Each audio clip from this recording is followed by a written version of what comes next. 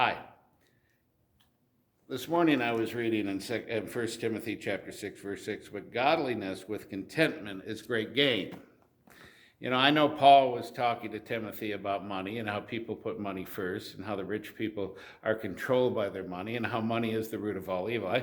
I know that's what's the main text here, but all I could think of as I read that was, well, the last 4 years of my mother-in-law's life.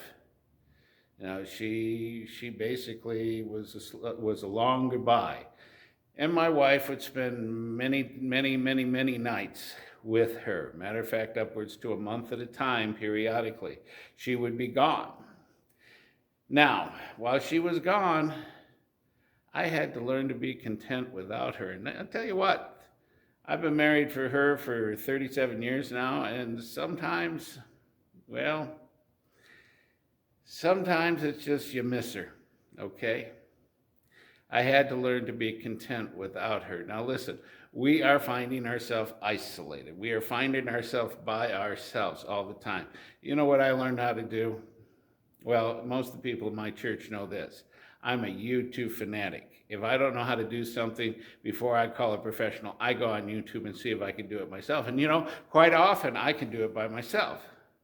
Now, while she was gone, I learned to do certain things that I never knew I could do. I learned how to program a microcomputer called the Raspberry Pi. I made a streaming device for my television so I could watch TV from different places with that Raspberry Pi. I bought a couple more Raspberry Pis and built gaming system for my grandkids. I learned how to build guitars. I learned how to play a guitar. You know, that's kind of hard for somebody who was in their 60s at the time, but you know what? I learned something. If you're content with God, I could have used that computer to sin, but I chose to use that computer for other things. You know, since I've learned to make guitars and play guitars, I have been before my church playing and singing and glorifying God with those guitars. And the banjo, I built a banjo. I bought a banjo. You know what? We can either sit around and say, oh, woe is me, and choose to sin, or we can be content in God and choose to be with him. Okay, now, yesterday I got a phone call.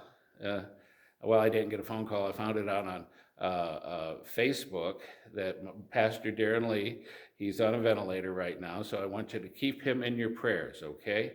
And also our sister here at the church, Sister Sandy Wasilik, she was put on a ventilator that would have been Monday.